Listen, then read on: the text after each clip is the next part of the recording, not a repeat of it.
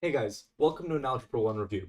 Today we're going to go over all the topics in Algebra 1, we're going to go over some practice questions, and we're going to prepare you for next year. Either that be take Algebra 1 or take Algebra 2, Geometry. This will really make sure your foundation is there. I'm going to go over some practice problems, but if you need any help, feel free to comment. And let's begin. So let's move on to foundations, equations, and inequalities. For foundations and expressions, it's important to know order of operations, such as PEMDAS, knowing how to first do your parentheses, then your exponents, then your multiplication, then your division, addition, and subtraction. Then it's also important to know how to combine like terms. So if you have 5x on one side plus 7x, it would be 12x, right? Because 7 times x plus 5 times x. So 7 plus 5 is 12, and both of them multiply x, so 12x. Distributive property. So knowing how to multiply out parentheses. So if you have 3 times 12x plus 15, that is the same as 3 times 12x plus 3 times 15. Next, being able to solve equations. And for this, knowing how to use inverse operations to isolate variables. So knowing how to add to both sides, knowing how to divide both sides, knowing how to multiply both sides. An example, 3x plus 7 equals 0. We have to subtract 7 from both sides, so 3x equals negative 7. Then divide by 3, x equals negative 7 over 3. Handle variables on both sides. So being able to know how to use 3x minus 5 equals 2x plus 3, right? So knowing what to do. So you add 2x to both, or subtract 2x from both sides in this case, or you could subtract 5x from both sides. Both work. Then recognize no solution or infinite solution cases. No solution case would be something such as 3x minus 5 equals 3x minus 2, and this is never true, no matter what you do. And an infinite solution case would be 3x minus 5 equals 3x minus 5, which is true for all x values. Finally, solving inequalities. We have to solve these like equations, and something that's different is we flip the sign when multiplying and dividing by a negative. So if you have negative 3 is greater than negative 5, if we multiply everything by negative 1, we now have 3 is less than 5. Or if we go back, 3 is less than 5, multiply both sides by negative 1, negative 3 is greater than negative 5. Next, graphing solutions on a number line, and knowing how to use open versus closed circles. When an inequality is greater than or equal to, it's going to often be a closed circle. However, when the inequality is just less than or just greater than, then often we're going to use an open circle. An open circle denotes that the value is not included, while a closed circle denotes that the value is included. Okay, now let's move on to exponents, polynomials, and factoring. For exponents, it's important to know product rules, such as a to the power of m times a to the power of n is the same as a to the power of n plus n. Next, quotient rule. A to the power of m divided by a to the power of n is the same as a to the power of m minus n. Power rule, which is a to the power of m, in parentheses, to the power of n is a to the power of mn, and negative exponents, such as a to the power of negative n, is the same as 1 over a to the n. And it's also important to know that a to the power of 0 is 1 unless a is equal to 0. So for all values from negative infinity to infinity, x is not equal to 0. X to the power of 0 is 1. And that's always going to be true, except for 0, where it's indeterminate. It's an indeterminate form, which you don't really need to know for Algebra 1.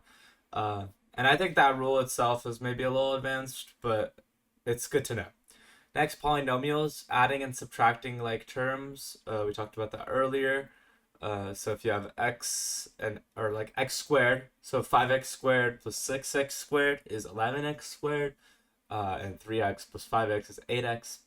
Multiplying using distributive property or FOIL. And like I said, this was mentioned before, but being able to distribute out parentheses and multiplying separate polynomials. So like x minus 10 times x plus 5, knowing how to distribute that out. Next, special products, a plus b to the power of 2. For example, that's a squared plus 2ab plus b squared. A minus b to the power of 2, which is a squared minus 2ab plus b squared, and a plus b times a minus b, which is a squared minus b squared. Just being able to quickly recognize those, and instead of having to factor them each time, memorizing them. You can factor them each time, but that's kind of just a waste of time after a certain point. Next, for factoring, finding the greatest common factor. That's pretty important. So finding the maximum value where it's a factor of both numbers. So for 12 and 24, the greatest common factor is 12. For 12 and 18, the greatest common factor is 6. Being able to quickly find that. Factoring trinomials, difference of squares, and perfect square trinomials. So stuff like what we mentioned in the special products. A plus b squared is a squared plus 2ab plus b squared. So finding when x plus 3, so we know that x plus 3 squared would be x squared plus 6x plus 9 plus 9. And really quickly seeing that when we see a trinomial and be able to factor it quickly, as well as difference of squares. So if we have x squared minus 9, that would be x minus 3 times x plus 3. Okay, let's move on to quadratic equations. So this is the graph of y equals x squared. It's not exact because obviously I'm just connecting points here, but you get the idea. We see that it creates a parabola shape which opens up. Now let's go over the rules about parabolas and quadratic equations. The standard form is y equals ax squared plus bx plus c, and we want to solve these by factoring the quadratic equation or by using the quadratic formula. And the quadratic formula is x equals negative b plus minus the square root of b squared minus 4ac over 2a. And it's probably best to memorize it. You don't always have to use it because factoring is sometimes faster, but especially for more complex quadratic equations, the quadratic formula is just very quick. You don't have to think too much. It's super important to discriminant, and the discriminant b squared minus 4ac shows you how many real solutions there are. If it's negative, that means there are no real solutions. If it's 0, that means there's one real solution. And if it's positive, that means there's two real solutions. Then there will never be more than 2 or less than 0. Well, obviously there will be less than 0, but there will never be more than 2.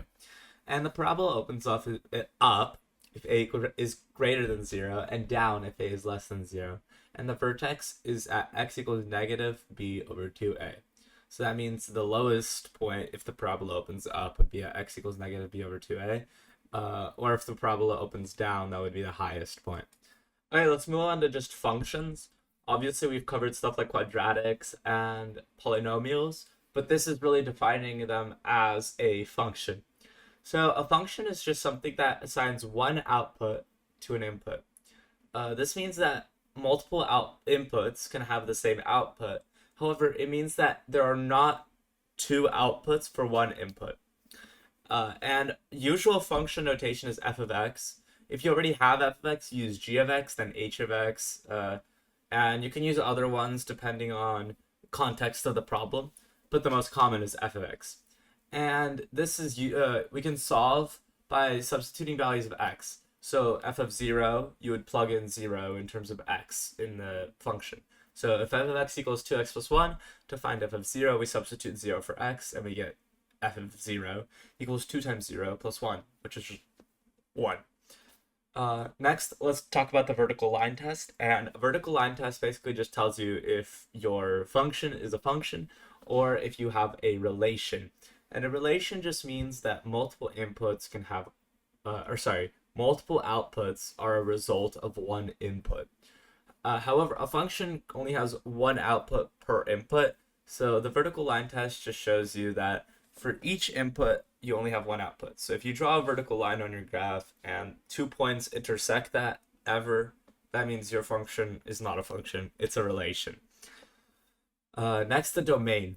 A domain is just how many x values are able to be used for your function. So are all values of x applicable to your function? Yes, no.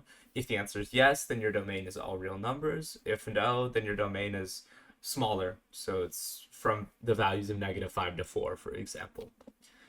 And the range is just all possible y values that you get due to your domain. So if your domain is all real numbers and your function is y equals x, then your range is also all real numbers. But in some cases, it's possible for your range to be just a select number of values. And finally, let's go over some data and statistics. Now, you're not going to have to know too much data or statistics for Algebra 1, but it is important to know some vocabulary and some topics. So let's begin by talking about our mean. Our mean is just the average of our data set. So if our data set is 3, 5, and 7, our mean would just be 3.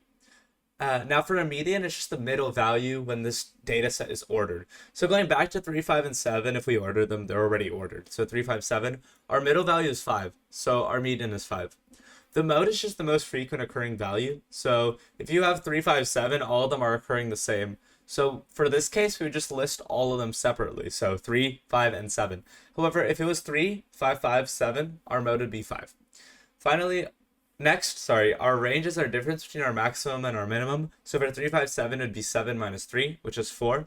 And now finally, it is important to be able to read histograms and box plots, as these are really common in algebra and especially in other math and in sciences. So being able to read them is really important just for later on in math, as well as maybe some small parts of Algebra 1. So this is the part where you do this yourself. Now that we've covered pretty much every single topic, let's go over some practice questions. And if you don't understand how to solve them, that's okay. I'll show you the solutions, and if you need more help, I'll link you to some free resources like Khan Academy and some YouTube videos for you to study these topics.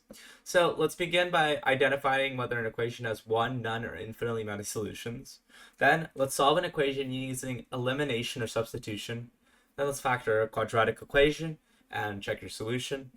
Evaluate a function for a given input and status domain. And finally, let's quickly determine the mean, median, and mode of a small data set. So let's begin with some practice problems. Identify whether an equation has one, none, or infinitely many solutions.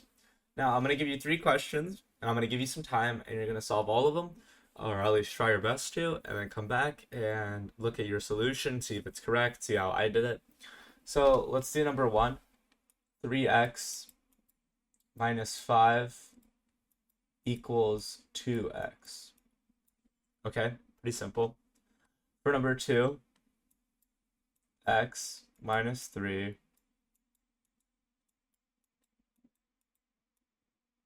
okay, and finally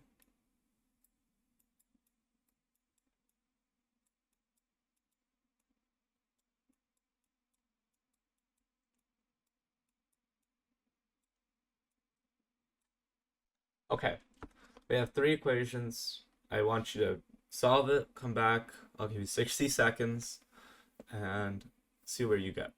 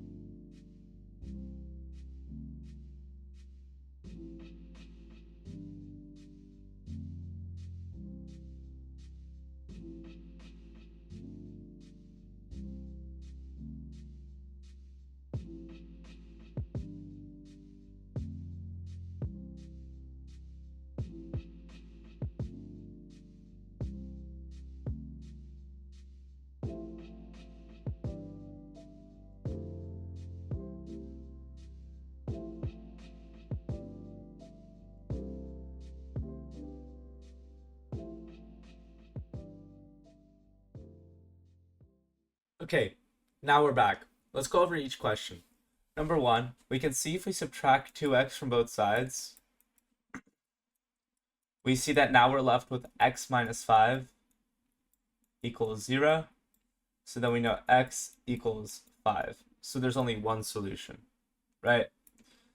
For number 2, let's solve it. We can subtract x from both sides, minus x to get negative 3 equals 2. And this is not true, right? No matter how we spin it. So this is none. And finally, we can look and we see this is 5x minus 2. It can be simplified to 5x minus 2. And these are just the same. So this one is infinitely many solutions. Next, let's go over solving a system of equations using elimination or substitution. Now, I'm going to give you first a question using elimination, and I want you to solve that. And then I'm going to give you a question using substitution. So for our first equation, let's solve this. 2x plus 3y equals 10. And then x minus 3y equals 5. Find x and y. Okay, I'm going to give you 30 seconds for this one.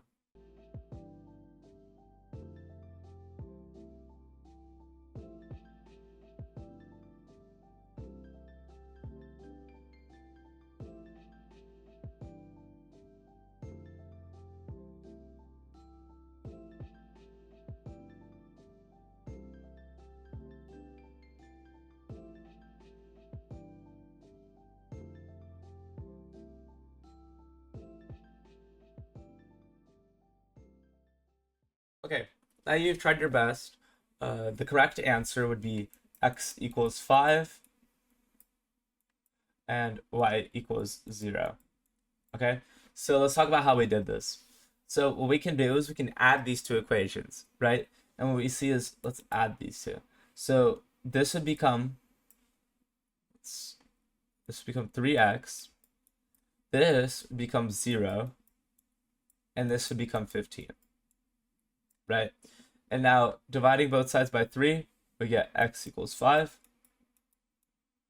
And now by substituting x equals 5 back into here, we see that 10, right, plus 3y equals 10. Subtract 10 from both sides, you get 3y equals 0. So y equals 0. So this is our final answer. Next, let's solve a system of equations using substitution. Okay? So our new equation, let's say, is y plus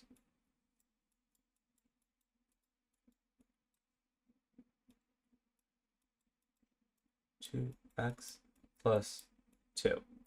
Okay, now let's solve this using substitution. I'm again going to give you 30 seconds, and let's see what happens.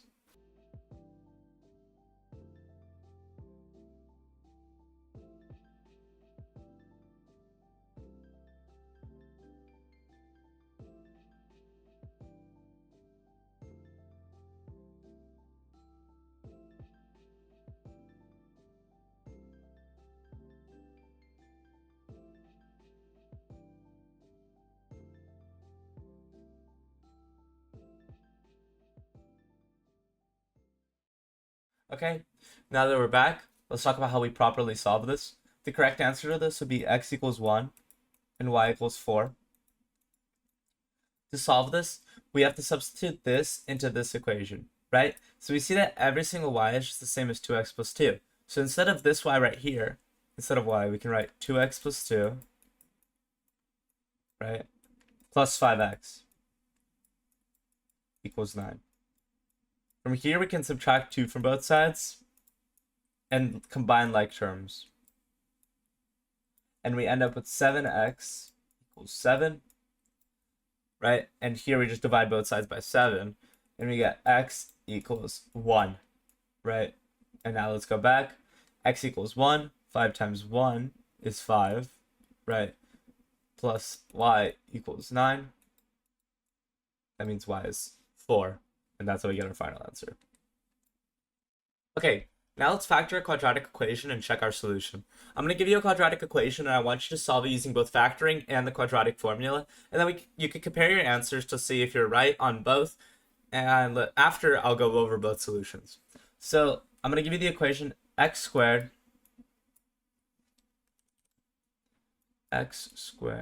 plus 3x minus 10 equals 0. Okay, now go out, solve it. I'm going to give you 60 seconds to solve using the quadratic formula and by factoring. If you need more time, just pause the video, of course. Okay.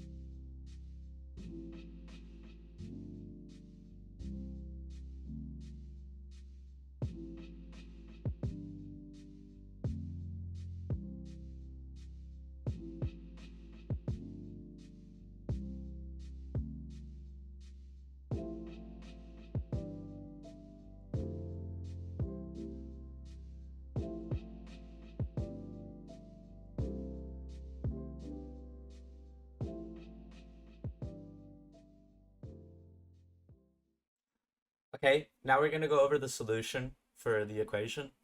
So to find the factors, we can quickly see that the factors sum up to 3 and they multiply out to 10 or negative 10. So looking at this right away, my mind goes to 5 and 2. If your mind doesn't go straight to that, that's okay. But quickly, 10's factors are 5, 2, 10, and 1. So you don't really have too much to work with. So quickly, we know it's negative 10. So it'd be plus 5, x minus 2. And to find our zeros here, it would be x equals 2 or x equals negative 5, right? And that would be our solution using factoring. Now, let's solve using the quadratic formula. We have 3 here as our b, so negative 3 plus minus the square root of 9, so 3 squared, plus, because this negative becomes a plus because negative 4ac, 10 times 1 times 4, so 40 over 2. And this would be the same as negative 3 plus minus the square root of 49, which is just 7 over 2.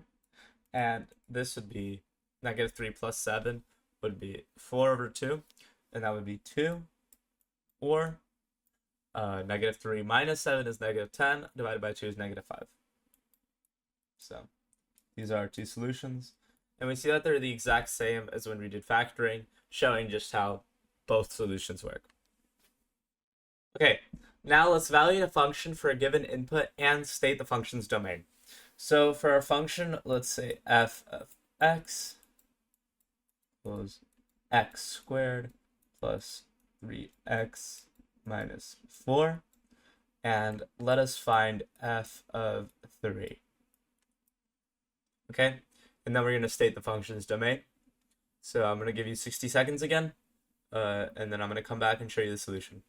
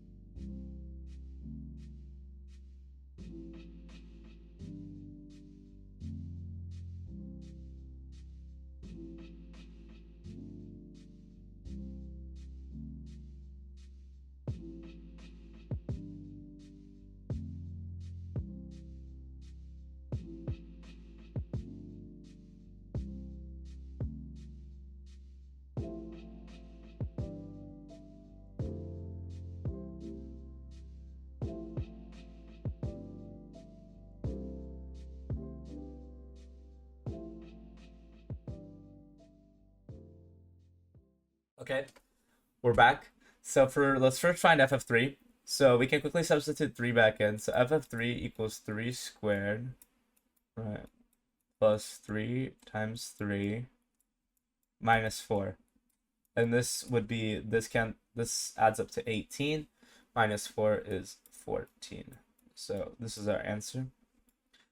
Next, to state our domain, we see that this is a quadratic function, and quadratic functions exist on all values of x. So x belongs to all real numbers. Right, this would be our domain, d of f, sorry. You can also write this as d of f, real numbers. Okay, finally, let's determine the mean, median, and mode of a small data set. So all I'm going to do is I'm just going to give you a few numbers, and that will be your data set. And I want you to find the mean of those numbers, the median, and the mode. So I'm just going to give you some numbers off the top of my head. 5, 3, 4, 1, 1, 7, 8. Okay, so with these numbers, I want you to find the mean, median, and mode. I'm going to give you 60 seconds to do that. If you need more, again, pause, and we'll be right back.